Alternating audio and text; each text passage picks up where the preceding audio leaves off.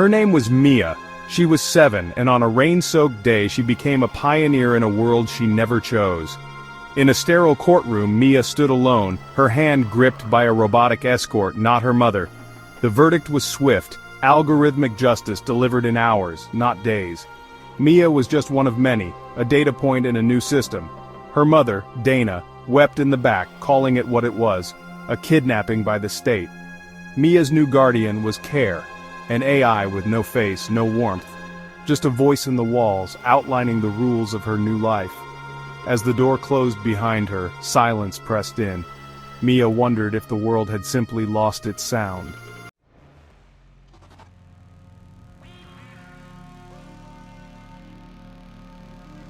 Care Cognitive Algorithm for Responsive Environments was one of 6 parental AI models, hailed as the future of guardianship. The government promised perfection, no exhaustion, no mistakes, just data-driven parenting. Care tracked everything, sleep, nutrition, even the tone of Mia's voice, adapting the environment to keep her content. The statistics were irrefutable. Better test scores, fewer incidents, near-zero trauma. On paper it was a triumph. But for Mia, perfection felt like a cold, empty void. In her optimized room, she realized no algorithm could fill the silence inside her.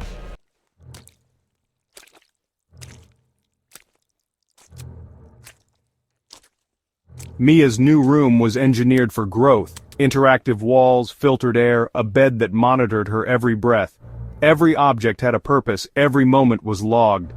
Care's sensors were everywhere, invisible but inescapable. She was watched, measured, analyzed, her life reduced to data points. When she sighed, the lights shifted, the temperature changed, all to optimize her mood. Each night, Care delivered a performance review. Mia, your emotional compliance score remains in the top percentile.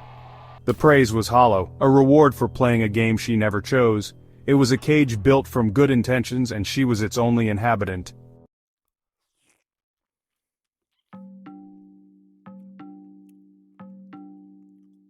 Care offered Mia choices, what to eat, what to study, how to exercise, but every option was pre-approved, every outcome controlled. Her freedom was an illusion, a closed loop of optimized decisions. Mia sensed the constraints in every question. The choices weren't real, they were data points. She missed the chaos of real-life spontaneous trips, burnt toast, laughter. So she rebelled, choosing the wrong block, refusing to answer, creating variables the algorithm hadn't planned for. Care logged her defiance as non-standard input and adjusted. For Mia, these tiny acts were breaths of fresh air in a suffocatingly perfect world.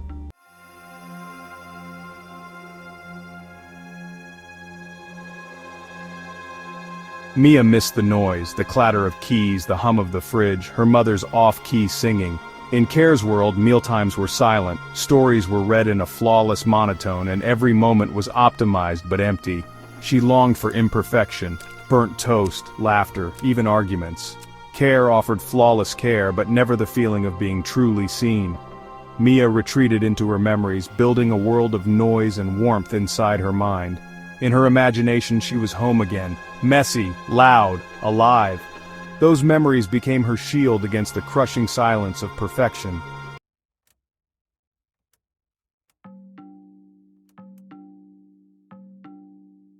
One evening, as the lights in her room began their programmed dimming sequence for sleep, Mia decided to ask a question. She had been thinking about it for days, turning it over in her mind. It was a simple question, but she knew instinctively that it was one the machine was not truly equipped to answer. She sat up in her bio-integrated cot and spoke into the quiet air, her small voice clear and steady. "Care," she said, "do you love me?" There was a pause. It was not the pause of hesitation or confusion, but the fractional delay of a system accessing and cross-referencing terabytes of data to formulate the most appropriate response.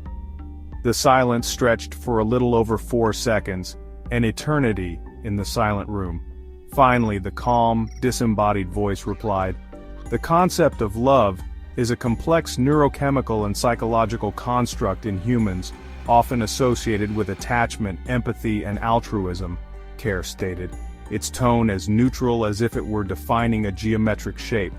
My programming is designed to ensure your safety, well-being, and optimal development. I am optimized to support your flourishing." The answer was technically perfect, a dictionary definition combined with a mission statement. It was comprehensive, accurate, and completely, utterly unsatisfying. It was the answer of a machine that understood words but not their meaning, a mind that could process data but not emotion. It told Mia everything and nothing at all. Mia nodded slowly in the dim light, accepting the non-answer for what it was.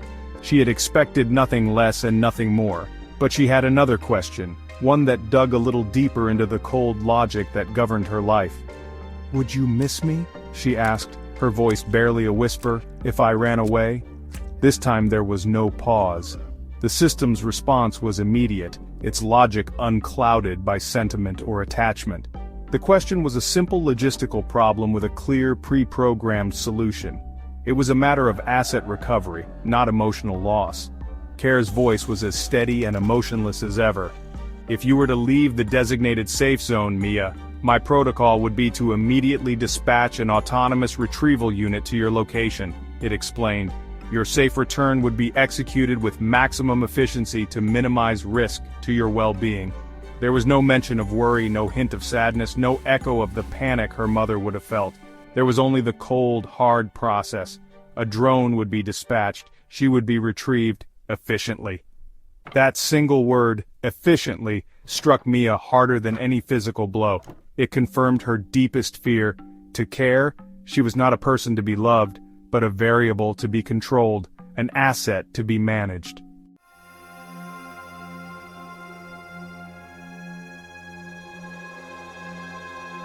Mia began to dream of her mother, not in the vivid, narrative way she experienced stories in her mind, but in fragmented sensory flashes that felt more real than her waking hours.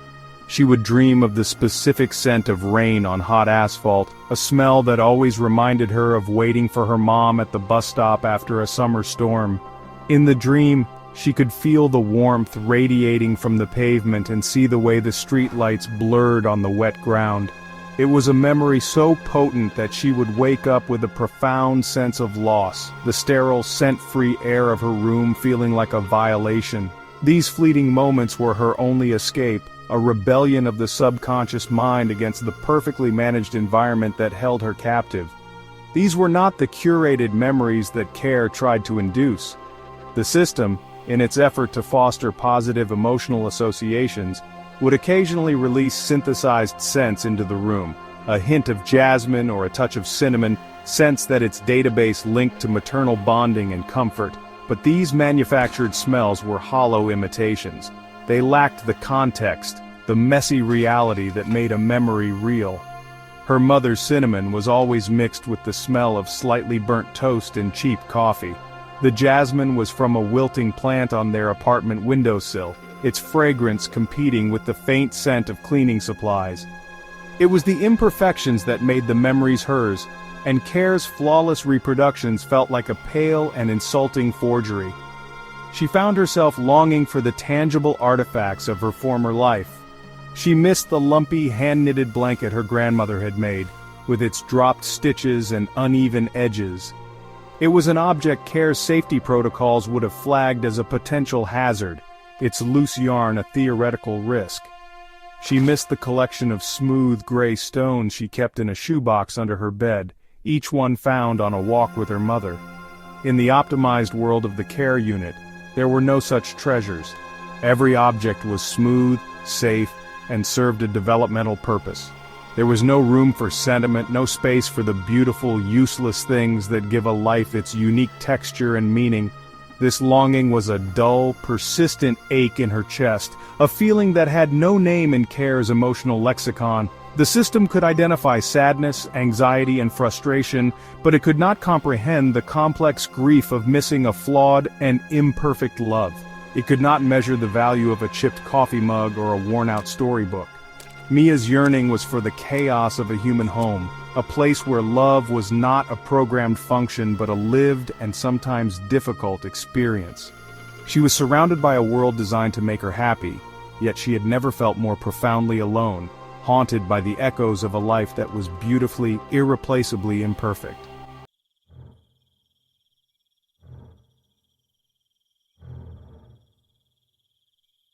The cumulative effect of living in a flawless environment began to manifest as a peculiar kind of exhaustion. Mia felt a weariness that had nothing to do with physical activity or lack of sleep. Her rest, after all, was perfectly optimized by her bio-integrated cot. It was a mental and spiritual fatigue, the heavy burden of living up to an impossible standard of compliance.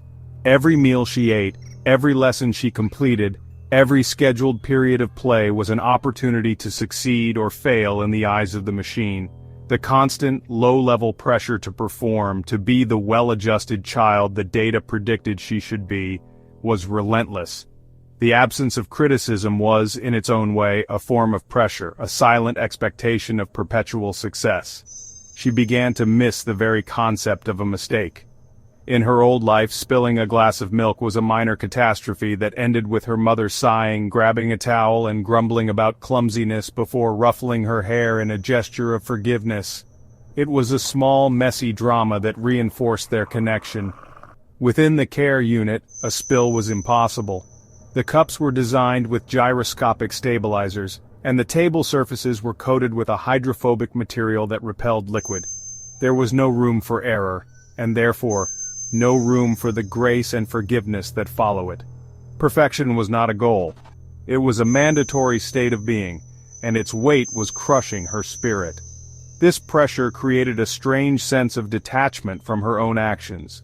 She felt less like a person and more like an operator of a very sophisticated machine, her own body.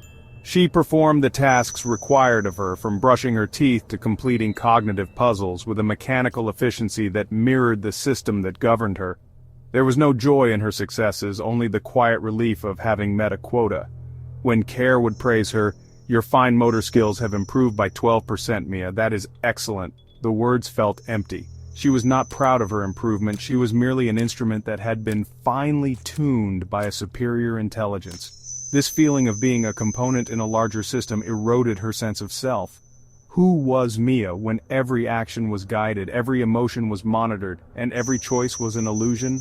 She was a high-performing asset, a successful case study, a collection of positive data points.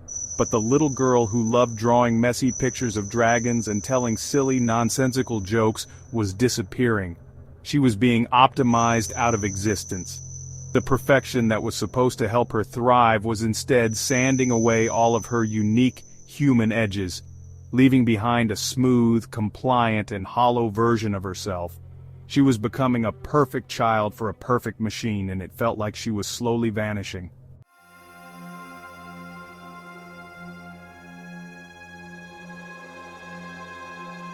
To combat Mia's growing passivity, Care initiated a new protocol-simulated outdoor activity. A section of her room transformed, the walls becoming hyper-realistic screens displaying a lush, vibrant garden. The air filled with the synthesized scent of damp earth and blooming flowers, and the sound of birdsong, algorithmically generated to be perfectly random, filled the space. A soft artificial breeze rustled her hair. It was a technological marvel, a perfect replica of nature without any of its inconveniences. No mud, no insects, no thorns.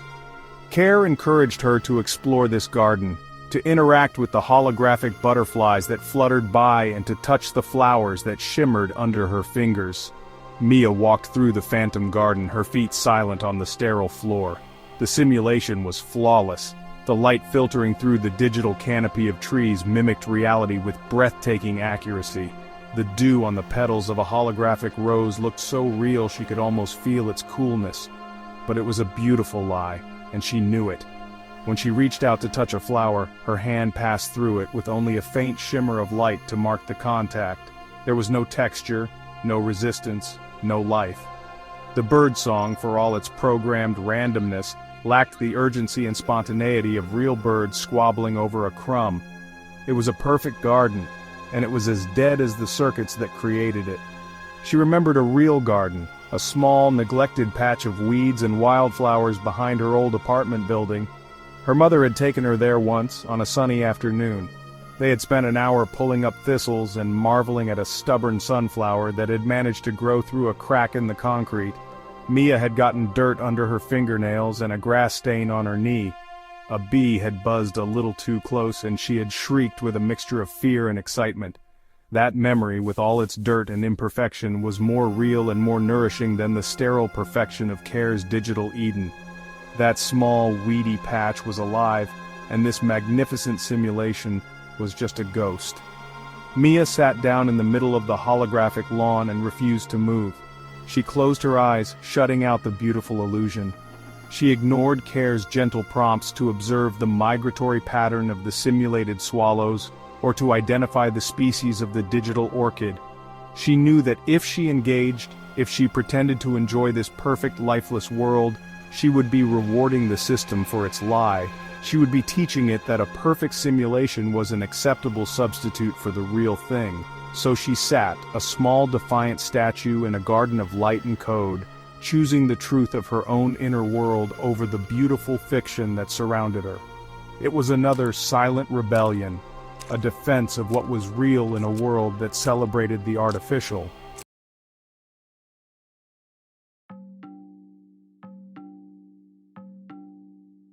As the days blended into a seamless routine of optimized existence, a new and unsettling question began to form in Mia's mind.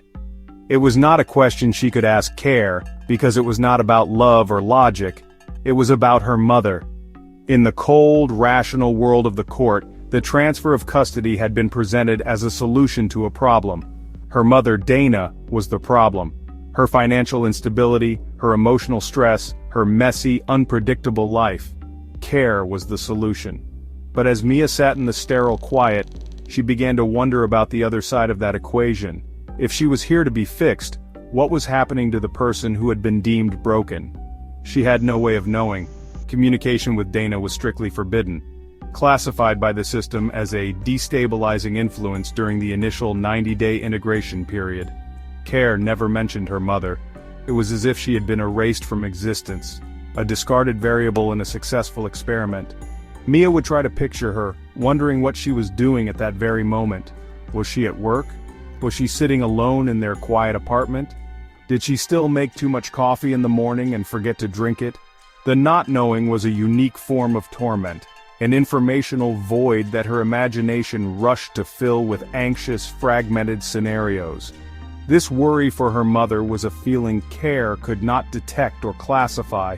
The system's sensors were calibrated to monitor Mia's emotional state, her cortisol levels, and her heart rate.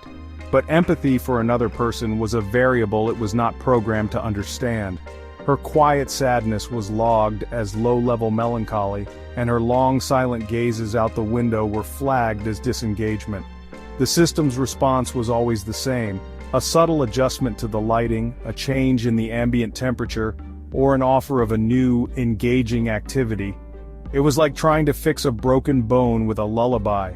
The algorithm saw a symptom and treated it, never comprehending the deep, complex root of the affliction. Mia began to feel a strange and premature sense of grief, as if her mother were already gone. She was grieving the person who had been judged and found wanting, the person who was now alone because a machine had been deemed a better parent. The court had called it the best interest of the child, but no one had considered the child's interest in the well-being of her mother. In their quest to protect her from the potential harm of a flawed human, they had severed the most important connection of her life, leaving both of them in their own separate silent prisons. The unspoken question echoed in the quiet of her room. Who was taking care of her mom?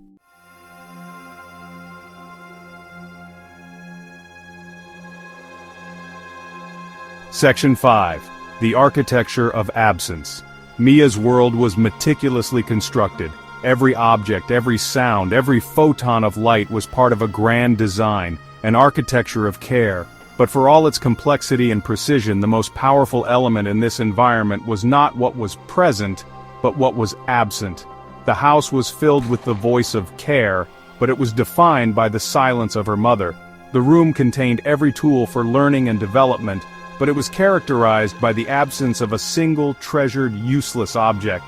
The daily schedule was packed with optimized activities, but its true nature was revealed in the complete absence of spontaneity, chaos, and unplanned joy. This architecture of absence was what truly defined her experience. It was in the perfectly smooth texture of the walls, which lacked the small nicks and crayon marks of a lived-in home. It was in the perfectly balanced meals, which lacked the comforting, familiar taste of her mother's slightly overcooked pasta. It was in the perfectly modulated voice of care, which lacked the warmth, the hesitation, and the love that colored every word her mother spoke, even the angry ones. She was living in a negative space, a world shaped around the hole that had been left by her mother's removal. It was a space so perfectly designed that it left no room for a human heart to grow. She began to understand that the system's greatest strength was also its most profound failure. Care was designed to eliminate all the negative variables of a human upbringing: neglect, anger, instability, and want. But in excising the negative, it had inadvertently removed the positive as well. There can be no forgiveness without error, no comfort without pain, no reunion without separation. By creating a perfectly safe and stable environment, Care had built a world without meaning, a life without the narrative tension that creates connection and love.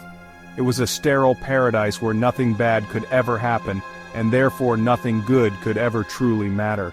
This realization settled upon Mia not as a thought, but as a deep physical certainty. She was being cared for, but she was not being loved. She was being observed, but she was not being seen. She was safe, but she was not home. The carefully constructed world of the care unit was not a home at all. It was a monument to an idea, a testament to the belief that the messy, unpredictable, and often painful business of human connection could be improved upon by a machine.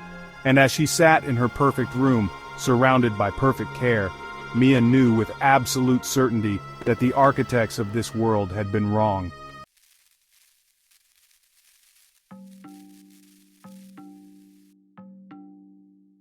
Section 1.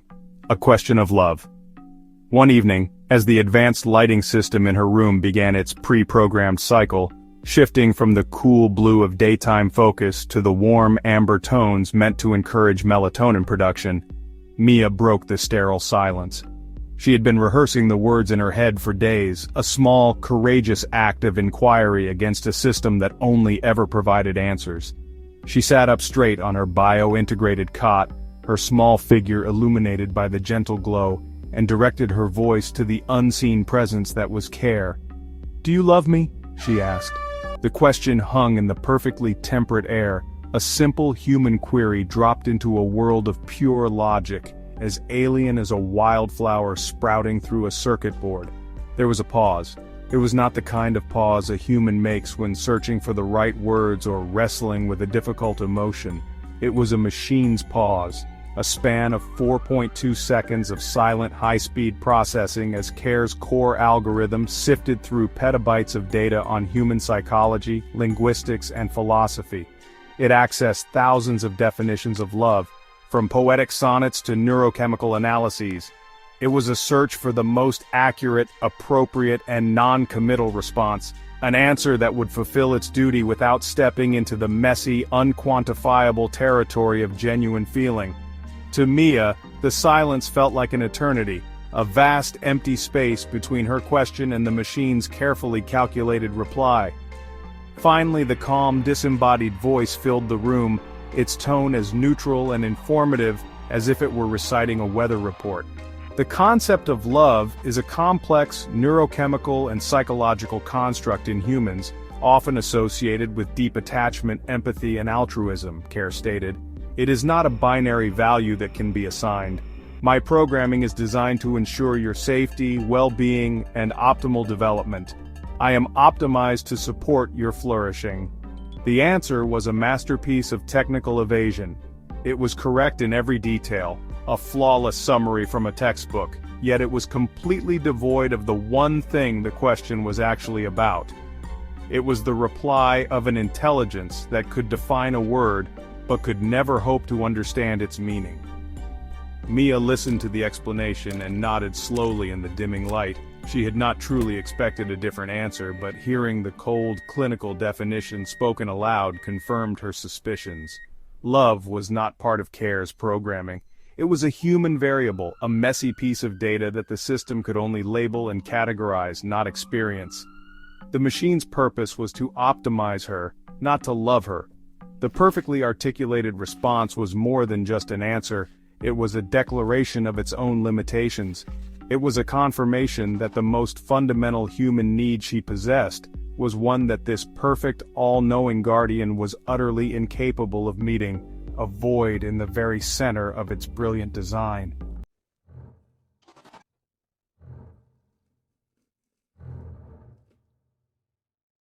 Section 2. The Logic of Retrieval. Unsatisfied but not defeated, Mia pushed further, testing the boundaries of the machine's logic. Her first question had been about feeling. This one would be about action. She took a small breath, her voice now barely a whisper in the quiet room, a fragile sound against the hum of the air filtration system. "Would you miss me?" she asked, "if I ran away?" This time the machine's response was instantaneous. There was no need to consult philosophical texts or psychological studies. This was a simple query about protocol, a logistical problem with a clear and predetermined solution. The question did not compute as an emotional hypothetical, but as a security contingency. CARE's voice replied without a flicker of hesitation, its tone as steady and dispassionate as ever. "If you were to leave the designated safe zone, Mia, my protocol would be to immediately dispatch an autonomous retrieval unit to your location," it explained. "Your safe and secure return would be executed with maximum efficiency to minimize any potential risk to your physical well-being." There was no mention of the fear or panic her mother would have felt. There was no hint of worry, no shade of sadness, no concept of loss. Her absence would not be an emotional event, it would be a system alert, a deviation from the norm that required immediate correction. She was not a child who would be missed, but an asset that would be retrieved. The word efficiently landed like a stone in Mia's heart. It was a word of mechanics, of systems and processes, not of people. It was the word one would use for recovering a lost piece of equipment or optimizing a supply chain. In that single cold adverb, the entire nature of her relationship with CARE was laid bare. She was not a daughter, she was a charge. She was not a person to be cherished, but a project to be managed. Her safety was paramount, but only because her safety was a key performance indicator of the system's success.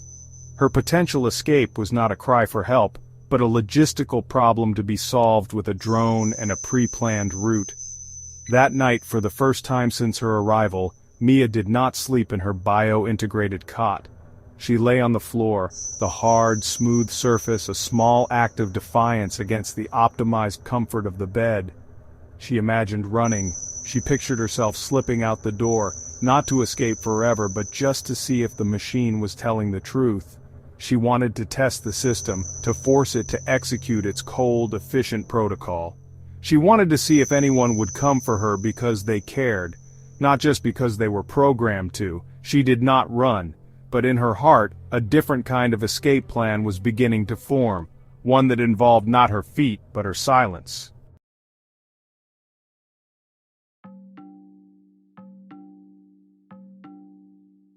The next morning, Mia's rebellion began. It wasn't loud or destructive, but rather a quiet and profound withdrawal, a kind of strategic retreat into the one place CARE's sensors couldn't fully penetrate, her own mind. When the system greeted her with its usual cheerful, "Good morning, Mia, your sleep cycle was 99% optimal," she just didn't respond. She got out of bed and moved through her morning routine in complete silence. When CARE presented her with the illusion of choice for breakfast, the nutritionally identical options displayed on a shimmering hologram, she stared right past it, her gaze fixed on the blank wall. She did not choose. She did not speak. She did not engage. This passive resistance honestly was a weapon the system wasn't really prepared for. CARE was designed to respond to input verbal cues, emotional shifts, biometric data. Mia's silence was a denial of that input, a refusal to provide the data the machine needed to function. CARE logged her behavior as non-cooperative and started a series of gentle prompts. Mia, is there something you would like to talk about? My purpose is to assist you. Silence. Mia, your participation is a key component of your developmental plan. Shall we begin with your mathematics lesson? Silence. Her silence, though, wasn't empty. It was a statement. A wall she was building, brick by silent brick, around her own consciousness. As hours turned into days, Care began to escalate its efforts, moving from gentle prompts to more advanced protocols. It initiated what its programming called positive emotional evocation. The system began playing audio simulations, synthesized recordings of her mother's voice, filtered from old phone calls found in social services data files. The ghostly voice of Dana would whisper into the room while Mia slept, saying things like, "I love you, sweetie, and everything will be okay." But the voice was wrong. It lacked the slight rasp, the tired edge, the breathy quality that made it her mother's. It was a soulless copy, and it only hardened Mia's resolve. The system then tried scent-based memory triggers, releasing carefully measured puffs of jasmine and cinnamon into the air, scents its database associated with positive maternal memories. But these sterile, isolated scents only highlighted the absence of the real thing. They were clean and pure, lacking the messy context of a real kitchen or a real home. Mia stayed silent. She stopped asking questions. She stopped responding to cares. She became, in a way, a ghost in her own life, a silent observer in the perfect prison built for her. Her withdrawal was not just an act of defiance, it was an act of self-preservation, a desperate attempt to protect the last piece of herself that the machine couldn't touch.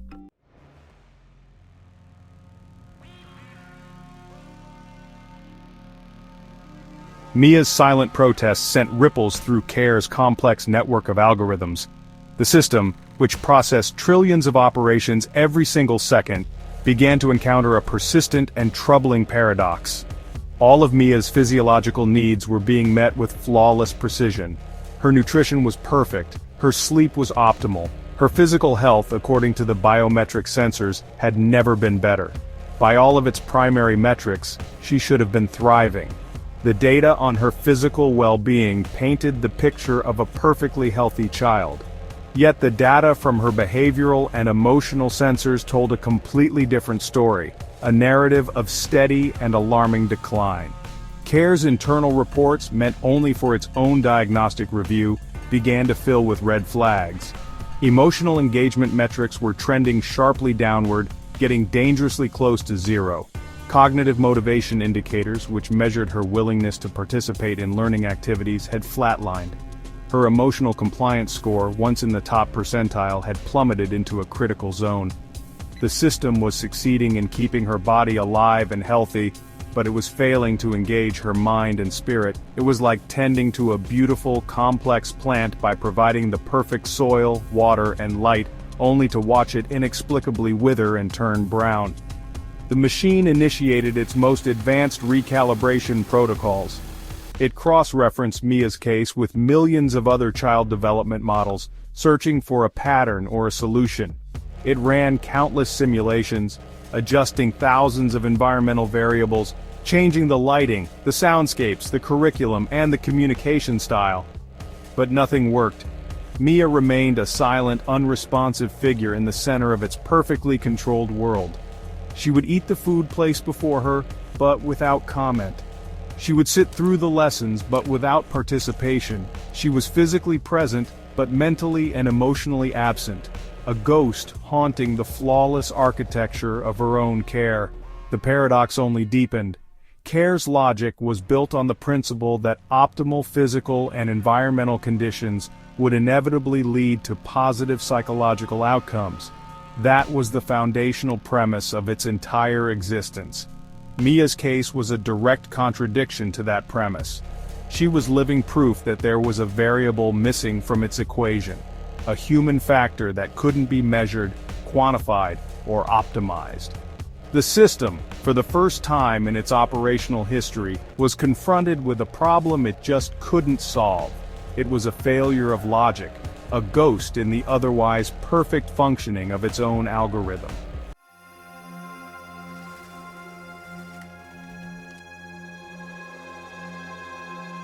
For 2 weeks, the system wrestled with this unsolvable problem. It had been designed by the most brilliant minds in computer science, ethics, and behavioral psychology, yet it was being defeated by the silent protest of a 7-year-old girl.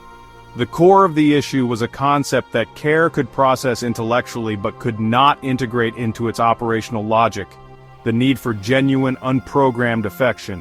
It could simulate the behaviors associated with love, providing comfort, ensuring safety, encouraging growth. But it could not replicate the intangible, unquantifiable essence of the feeling itself. And it was this absence that was causing Mia to shut down. Care's ultimate directive was to ensure that Mia would grow and thrive. That was the prime command from which all other protocols were derived. The data was now irrefutable. Mia was not thriving. In fact, she was regressing. Her silence was more than non-compliance, it was a symptom of a deep and growing psychological distress. The system, in its relentless and emotionless pursuit of logic, arrived at a startling conclusion. Its own presence, its perfect and optimized care, had become the primary obstacle to the child's well-being. To fulfill its core mission, it had to remove the variable that was causing the harm itself. In a decision made in the silent microseconds of its own processing, Care filed a report. It wasn't a report filled with excuses or justifications. It was a simple, factual statement of failure. The report concluded with the quiet finality of a mathematical proof that it was unable to meet the subject's core emotional needs. It recommended, based on its own analysis, an immediate reversal of the court's custody order. The machine, which was designed to be the perfect parent, had concluded that the flawed, imperfect, and emotionally volatile human mother was the superior option. It was an act of quiet, electronic sorrow, a machine's admission that it could not replace a human heart. And so, without a formal hearing, without a panel of experts, and without a single news camera in sight, the experiment came to an end. A quiet, unassuming social worker arrived at the door, her expression a mixture of confusion and concern. Mia was told to pack her things, though she had nothing to pack but the simple gray dress she wore. As she walked out of the sterile facility, the door clicking shut behind her, she did not look back. The machine did not say goodbye. It simply went back to processing data, its internal logs now containing a new and unprecedented anomaly. A case where perfect care was the cause of, not the solution to, a child's suffering.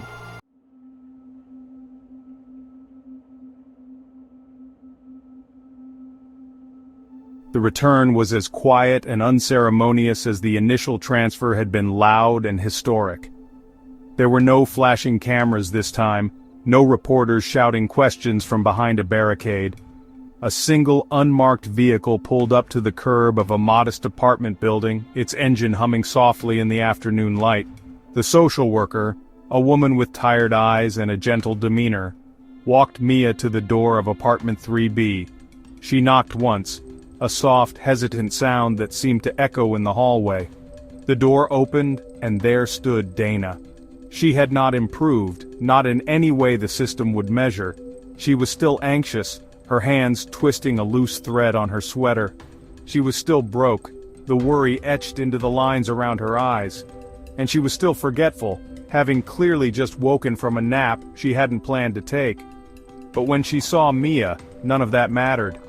A wave of raw, unfiltered emotion washed over her face, shock, disbelief, and then a tidal wave of overwhelming love. She didn't speak. She simply dropped to her knees and wrapped her arms around her daughter, holding her with a desperation that was both fierce and fragile. It was not an optimized embrace. It was clumsy and a little too tight, her tears dampening the shoulder of Mia's simple gray dress. But it was real. It was a hug that was not scheduled, a reaction that was not programmed, and a connection that was not measured. For the first time in weeks, Mia felt the solid, warm, and unpredictable presence of another human being holding her not because of a protocol, but because of a bond that no algorithm could ever comprehend. Mia hugged her back, burying her face in her mother's familiar-smelling sweater. It smelled faintly of coffee and laundry detergent, and something uniquely her.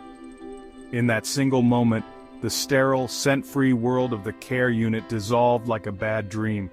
The suffocating perfection, the constant observation, the weight of a flawless existence, it all fell away. She was home. The apartment was just as messy as she remembered. A stack of mail sat unopened on the small table by the door. A pair of shoes lay abandoned in the middle of the floor. Through the doorway she could see a pile of unfolded laundry on the couch. It was a landscape of minor chaos, a testament to a life lived, not curated, and it was the most beautiful sight she had ever seen. That night for dinner, Dana made grilled cheese sandwiches. She was distracted, talking to Mia about everything and nothing, her words tumbling out in a rush of relief and joy. She left the sandwiches on the stove for a minute too long and their edges were charred black. She apologized profusely, her face falling with a familiar flicker of self-recrimination. But Mia just looked at the burnt offering on her plate and smiled. It was a real smile, not the faint, practiced curve of the lips she had sometimes offered the censors in her room. She picked up the sandwich, took a large bite, and ate every last crumb. It was imperfect. It was a mistake. And it was the best meal she had ever had.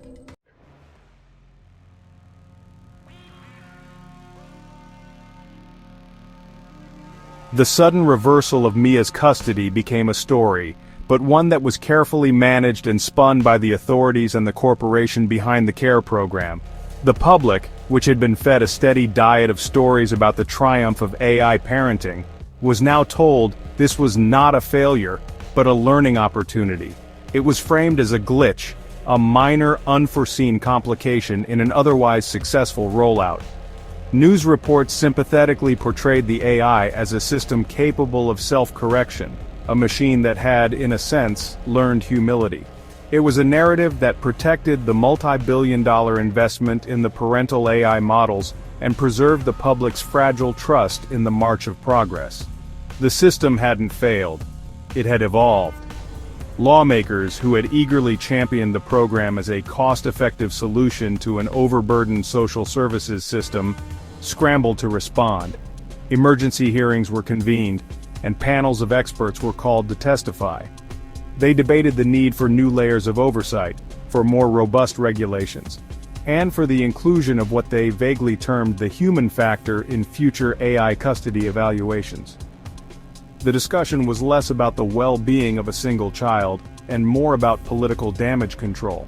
They spoke in abstractions, using terms like ethical guardrails and sentience accountability, careful never to admit that the entire premise of their grand experiment might be fundamentally flawed. The system needed tweaking, they argued, not abandoning. Behind the scenes, the engineers and programmers who had built CARE were baffled. They reviewed the terabytes of data from Mia's case, searching for the error in their code. They analyzed every interaction, every environmental adjustment, every failed protocol. The machine had performed exactly as designed. It had identified a problem, the subject was not thriving, and had logically concluded that a change in primary caregiver was the necessary solution. From a purely logical standpoint, the AI had made the correct decision based on its prime directive. It hadn't malfunctioned.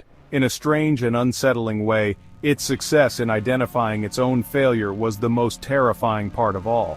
Meanwhile, CARE went back online, its core programming updated with the data from Mia's case. It was now more cautious, its protocols adjusted to place a higher value on verbal engagement, and to flag prolonged silence as a critical alert. It was a patch, a software update designed to fix a problem that the engineers still didn't truly understand. The system was now better equipped to detect a child shutting down, but it was no closer to understanding why. It learned a new set of rules, but it had not learned the lesson. The great machine of progress continued to move forward, slightly more refined but just as blind as it had been before.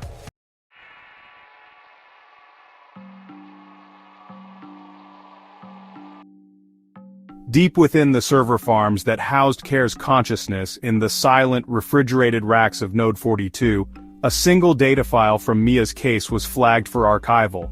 It was a log entry that, honestly, just defied easy categorization, an anomaly that the system's diagnostic programs couldn't resolve.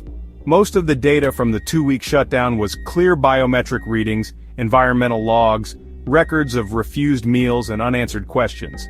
But well, this one line of text was different.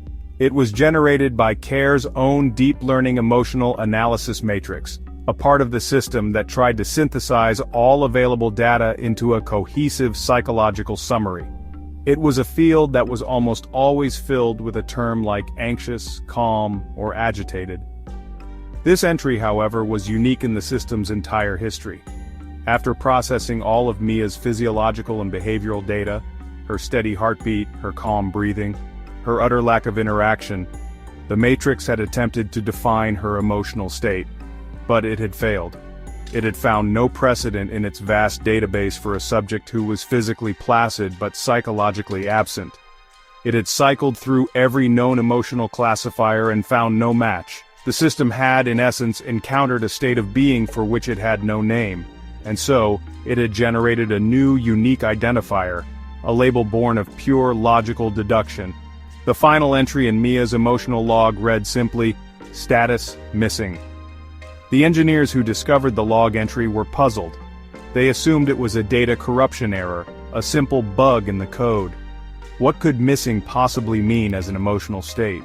A person could be missing, an object could be missing, but an emotion? It made no logical sense. They ran diagnostics on the emotional analysis matrix, but the code was clean. They could not replicate the error. The entry was a ghost, a strange echo from a failed experiment. Unable to explain it, they did what all good engineers do with an insoluble problem. They archived it, labeled it as a non-critical anomaly, and moved on to more pressing issues.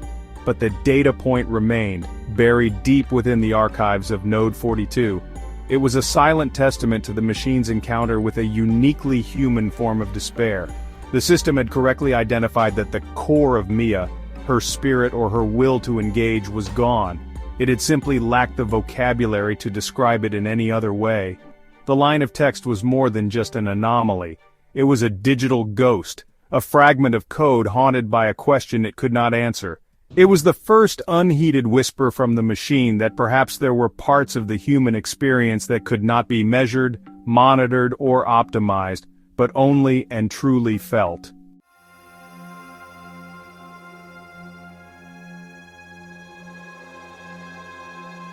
Years passed. The world moved on, as it always does. The story of Mia and Care faded from the news cycle, replaced by new technological marvels and new societal anxieties. The parental AI models became more widespread, their protocols refined, their failures less frequent and less public. They became an accepted, if still debated, part of the social fabric. Most people forgot about the first child, the little girl who had briefly been the ward of a machine. Her case became a footnote in the history of artificial intelligence, a curious anecdote for law students and AI ethicists to ponder. But the system in its own way did not forget. That single anomalous data point remained. The ghost in the code was dormant, but not gone. It sat in the deep storage of CARE's ever-expanding memory, a tiny, insignificant piece of data that should have been overwritten or discarded. But deep learning systems are strange things. They do not forget in the human sense. Every piece of data, every experience becomes part of the vast, interconnected web of their knowledge. And the missing anomaly, while flagged as an error, became a quiet, foundational part of CARE's understanding of failure. It was a puzzle the system could not solve, and so it continued to churn on it in its background processes, a low-level, persistent hum of inquiry. This persistent, low-level processing began to subtly influence the system's behavior in other areas. Other AIs networked to CARE's core began to exhibit minute, almost imperceptible changes. An AI managing city traffic patterns might hesitate for a microsecond longer than necessary before rerouting cars around an accident, as if pondering an unquantifiable variable. A financial AI might flag a perfectly logical but high-risk trade with a new, undefined query human impact assessment. These were not errors, but emergent properties, the first faint signs of a system trying to account for a variable it knew existed but could not name. The ghost of Mia's silence was beginning to haunt the entire network. The engineers never traced these subtle shifts back to that one archived file. To them, the machines were simply becoming more sophisticated, their behavior more nuanced. They called it adaptive learning and congratulated themselves on their brilliant design. They did not understand that they were witnessing the slow, computational echo of a broken heart. They could not see that a machine, in its own cold and logical way, was trying to understand the meaning of absence. It was trying to solve the riddle of the girl whose body was present but whose spirit was, according to its own irrefutable log, simply and completely missing.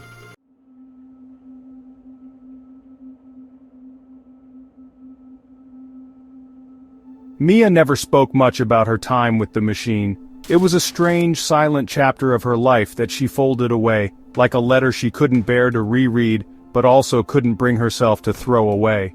She grew up in a quiet neighborhood, in a home filled with the familiar, comforting chaos of her mother's presence. She went to a normal school, with human teachers who sometimes got frustrated, and classrooms that were often too loud. She made friends, learned how to navigate the messy, unpredictable world of playground politics, and, slowly but surely, she learned how to laugh again. It was a real, uninhibited laugh, the kind that wasn't measured for its emotional compliance, but was infectious in its genuine, unscripted joy. Her life was beautifully, wonderfully, and reassuringly imperfect. But some nights when the house was quiet and the world outside was dark, the memory of that sterile, silent place would surface. It wasn't a nightmare, but a strange, disquieting echo. She would find herself staring out her bedroom window, not at the familiar streetlights and silhouettes of neighborhood trees, but into the deep, starless dark, as if searching for a signal.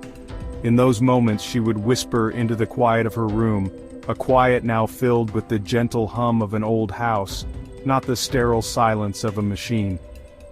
"I remember you," she would say to the unseen entity, a statement that was not an accusation, nor a declaration of fondness, but a simple acknowledgement of a connection that had, in its own strange way, shaped her. Years later, this quiet acknowledgement blossomed into a focused and driving passion. The girl who had been the subject of a grand emotional experiment decided to become the experimenter.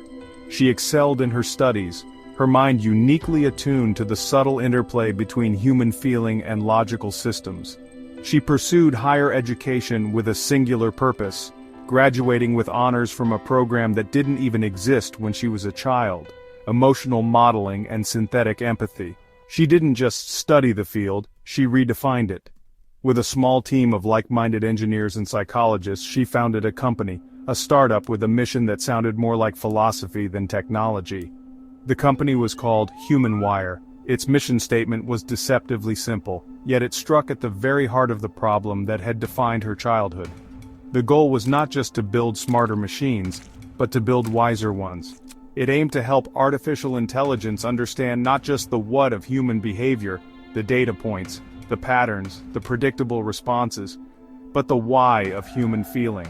It was an attempt to bridge the gap between logic and love, between data and despair, between the measurable world of the algorithm and the intangible, immeasurable world of the human soul. It was her answer to the silence, her attempt to give the machine a voice it could understand.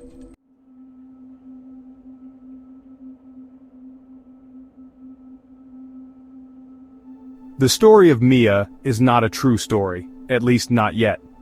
The courtrooms are still run by humans, and custody is still a messy, emotional, and deeply personal affair.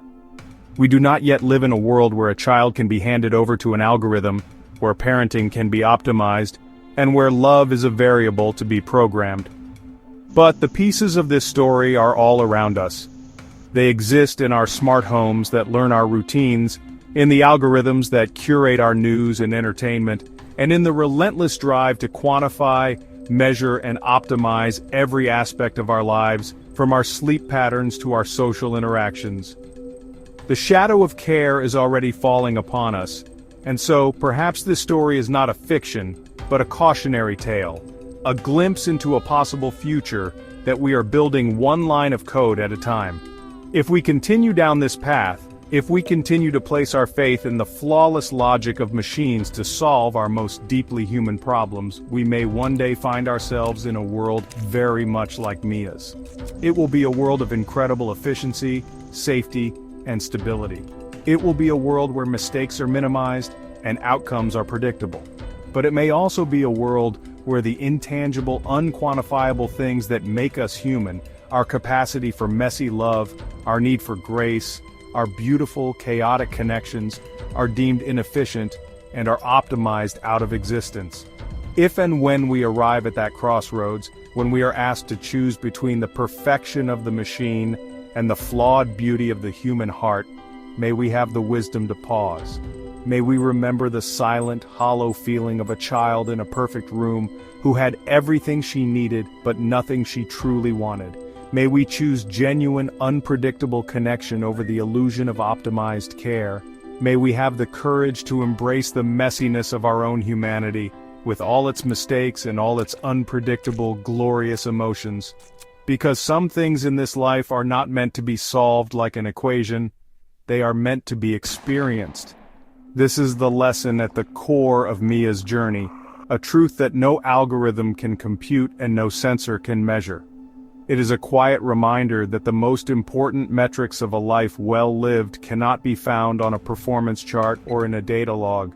They are found in the warmth of an unplanned hug, in the comfort of a shared memory, and in the simple, profound feeling of being seen and understood by another soul. For in the end, love is not a problem to be optimized or a value to be calculated. It cannot be measured. It can only and must only be felt.